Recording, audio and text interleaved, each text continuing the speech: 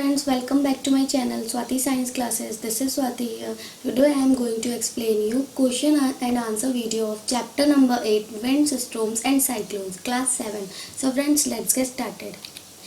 First है fill in the blanks. Fill in the blanks का first question है wind is dash air. Wind is इसका answer होगा moving. Wind जो है वो एक बहती हवा है. मूविंग मतलब चलती हुई बहती हुई हवा है.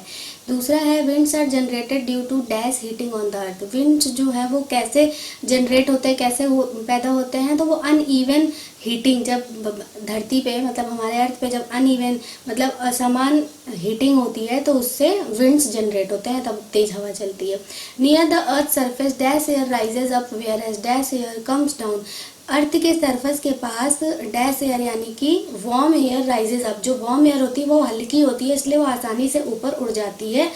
Whereas dash air comes down. और कोल्ड हवा जो ठंडी हवा होती है वो नीचे आती है, और वार्म एयर होता है जो वो ऊपर को उड़ जाता है. Air moves from a region of dash pressure to a region of dash pressure. Air जो है वो एक रीजन से हाई प्रेशर के साथ दूसरे रीजन में लो प्रेशर के साथ चलती है. आगे बढ़ते हैं क्वेश्चन आंसर का फर्स्ट क्वेश्चन है suggest 2 methods to find out wind direction at a given place. आपको 2 मेथड सजेस्ट करते हैं जिससे ये पता चले कि जो विंड का डायरेक्शन है वो कहाँ पे अपना स्थान लेता है. First 2 methods to find out the direction are. पहला मेथड है while flying a kite air exerts pressure on the kite due to which kites fly. जब हम पतंग उड़ाते हैं या फिर आप कभी पतंग आपने भी उड़ाया होगा तो आपको ये पता होगा कि जब हवा चलती है, जब हवा का दबाव होता है या तेज हवा चलती है, तभी जो हमारी काइट है वो ऊपर आसमान में आराम से उड़ती है. The direction in which the kite flies is the direction of wind. और जिस दिशा में हमारी पतंग यानी कि काइट उड़ती है उस दिशा में ही हवा भी चलती है, तभी वो उड़ती है. सेकेंड है while riding a bicycle the direction in which it is difficult to ride is opposite to the direction of the blowing wind. जब हम साइकिल चलाते हैं तो जिस डायरेक्शन में हवा चलती है, अगर हम उस डायरेक्शन में अपनी साइकिल चलाएंगे तो हमारी साइकिल आराम से चलेगी और हमें कोई प्रेशर नहीं लगाना पड़ेगा. लेकिन अगर हम हवा के अपोजिट डायरेक्शन में चलेंगे और फिर कोशिश करेंगे कि चले, तो the direction in which it difficult to ride is opposite to the direction of blowing it.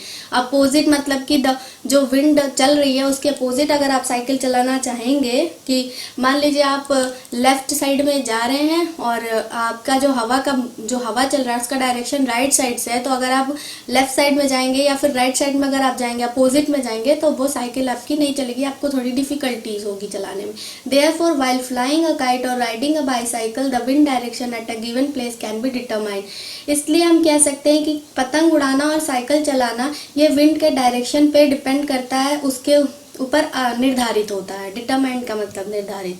आगे बढ़ते हैं state 2 experiences that made you think that air exerts pressure. हमें अपना एक एक्सपीरियंस यहाँ पे शेयर करना है जिससे ये पता चले कि एयर एक्सर्ट प्रेशर मतलब हवा में दबाव होता है, हवा पे दबाव होता है. ये हमें एक्सपीरियंस अपना शेयर करना है. तो इसका आंसर होगा we have experience that when we blow a balloon. हमें एक्सपीरियंस है जब हम बलून को फुलाते हैं, उसमें हवा भरते हैं, द बलून बिकम्स टाइट, तो वो एकदम टाइट हो जाता है बलून. वैसे तो बलून एकदम से ढीला ढाला होता है, लेकिन जब हम उसको फूंक मार के उसमें हवा भर देते हैं तो बलून टाइट हो जाता है. If we try to fill more air then the balloon will burst after an extent. और अगर हम उस बलून में चाहेंगे कि और हवा भर दे, तो जब हम और हवा भरते हैं तो बलून जो होती है वो फट जाती है बलून. और जब एक लेवल तक उसमें हवा भर देते हैं उसके ऊपर वो हवा नहीं लेता है. This happens because air exerts pressure. ये इसीलिए होता है क्योंकि एयर में जो दबाव होता है, प्रेशर होता है हवा में, इसलिए वो एक लिमिट तक रहती है और उसके बाद से बलून में जब एक्स्ट्रा हम भरेंगे तो फिर वो फट जाता है बलून. नेक्स्ट है you want to buy a house. आप एक घर खरीदना चाहते हैं. Would you like to buy a house having windows but no ventilators. क्या आप ऐसा घर खरीदना चाहते हैं जिसमें खिड़कियां तो हों पर वेंटिलेटर्स ना हो. वेंटिलेटर्स का मतलब होता है जो रोशनदान वगैरह होता है, ऊपर की तरफ जाली वगैरह होती है, उसको वेंटिलेटर्स कहते हैं. Explain your answer. हमें इसका आंसर एक्सप्लेन करना है. आंसर है अ house having windows but not ventilator should not be bought. अगर एक घर में विंडोज है, खिड़की है, मगर वेंटिलेटर्स नहीं है तो ऐसे घर को नहीं खरीदना चाहिए. This is because warm air is lighter than cold air and therefore it goes up. इसलिए नहीं खरीदना चाहिए क्योंकि जो वार्म एयर होते हैं, जो गर्म हवा होती है, वो लाइट हल्के होते हैं ठंडी हवा से, तो वो आसानी से ऊपर उड़ जाते हैं और वो वेंटिलेटर के थ्रू बाहर निकल जाते हैं। This warm air can go outside the house mostly through ventilators, और वेंटिलेटर्स के ही थ्रू गर्म हवा जो है वो जाती है। आपने किचन में देखा होगा, किचन जब होता है उसके ऊपर छोटा सा रोशनदान बनाया जाता है ताकि हवा जो है, गर्म हवा जो किचन में होती है वो बाहर निकल जाए। और एग्जॉस्ट फैन भी लगाते हैं, उससे भी हवा जो है वो गर्म हवा को खींच के बाहर निकाल देता है। वेंटिलेटर्स के थ्रू ही ये होता है। If there are no ventilators then warm air can not go outside easily. अगर घर में वेंटिलेटर्स नहीं होंगे तो जो गर्म हवा है वो बाहर आसानी से नहीं जा सकेगी। How will you help your neighbours in case cyclone approaches your village town. आप अपने पड़ोसियों की मदद कैसे करेंगे अगर आपके इलाके में, आपके विलेज में या आपके टाउन में या आपके कॉलोनी में, सिटी में, कहीं पे भी जहाँ भी आप रहते हैं वहाँ पे अगर साइक्लोन आ जाए तो।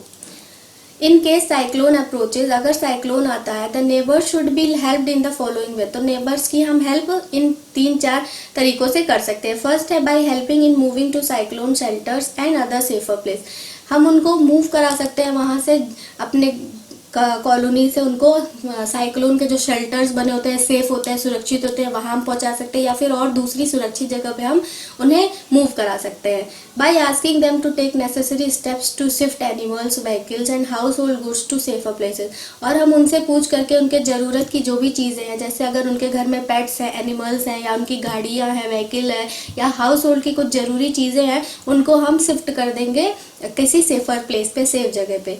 Bye calling the emergency services such as police, fire brigade and medical centres when required. और हम अगर हमें ज़रूरत लगेगी तो हम इमरजेंसी सर्विस भी ले सकते हैं, जैसे कि पुलिस, फायर ब्रिगेड और मेडिकल के सेंटर्स की भी हम हेल्प ले सकते हैं। चलिए नेक्स्ट आगे बढ़ते हैं। Which of the statements given below is correct. इसमें से कौन सा स्टेटमेंट जो है नीचे दिया हुआ है, इसमें से कौन सा करेक्ट है। फर्स्ट है in winter the winds flow from the land to the ocean. जब ठंड होती है तो जो हवा होती है वो फ्लो करती, बहती, फ्लो मतलब बहना होता है, वो लैंड से ओशियन के बीच में बहती है, लैंड से ओशियन की तरफ। In summer the winds flow from the land towards the ocean. और जब गर्मी होती है तो विंड्स जो है वो फ्लो करती है लैंड से ocean towards the land, lands के towards the ocean. A cyclone is formed by a very high pressure system with very high speed winds revolving around it। जो साइक्लोन होता है वो कैसे बनता है, वो एक बहुत ज़्यादा तेज़ी से प्रेशर डालता हुआ सिस्टम, वेरी हाई स्पीड, और काफ़ी तेज़ उसका प्रेशर होता है, काफ़ी तेज़ उसकी स्पीड होती है विंड्स की, हवा की, जो कि रिवॉल्विंग एक ही जगह पे गोल गोल गोल गोल घूमते हैं, उसको साइक्लोन कहते हैं। The coastline of India is not vulnerable to cyclone. जो हमारी इंडिया की कोस्ट लाइन है वो जो है इतनी वर्निएबल का मतलब होता है कि कमज़ोर है, वो इतनी, उसके अंदर वो नहीं बनाया गया है कि वहाँ पे साइक्लोन नहीं आ सकता। वहाँ पे साइक्लोन आ सकता है क्योंकि वो कमज़ोर है, वो एरिया, कोस्ट लाइन का एरिया।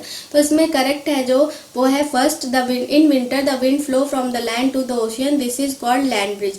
जो हवा है वो ठंडियों में गर्म हवा, ठंडियों में हवा जो है वो लैंड से ओशियन की तरफ चलती है और इसको लैंड ब्रिज कहते हैं। ये मैंने आपको चैप्टर में एक्सप्लेन किया। लैंड ब्रिज क्या होता है, कैसे होता है, अगर आपको यहाँ डाउट हो तो आप वहाँ मेरे चैप्टर में जा करके, इस चैप्टर के एक्सप्लेनेशन में जाके आप वहाँ पे समझ सकते हैं, उसको देख सकते हैं। तो फ्रेंड्स, मैं काफ़ी दिनों के बाद आज वीडियो बनाई हूँ, बस कुछ रीज़न से, इसलिए प्लीज़ मुझे सपोर्ट करिए, मेरे वीडियोस को लाइक करिए, शेयर करिए। अगर आपको कुछ नहीं पसंद आता है तो आप मुझे कमेंट सेक्शन में जाके आप मुझसे क्वेश्चन भी कर सकते हैं, मैं आपको उसका रिप्लाई ज़रूर दूंगी। और फ्रेंड्स, अगर आपको DIY से रिलेटेड वीडियोस चाहिए या फिर शॉपिंग हॉल से रिलेटेड वीडियोस चाहिए तो आप मंत्रा या फैशन नाम के एक वीडियो पे एक चैनल है, उसको आप सब्सक्राइब कर सकते हैं, उस पर काफ़ी इंटरेस्टिंग वीडियोस पढ़ते हैं। सो फ्रेंड्स, मिलती हूँ अपने नेक्स्ट वीडियो में। Till then, bye friends.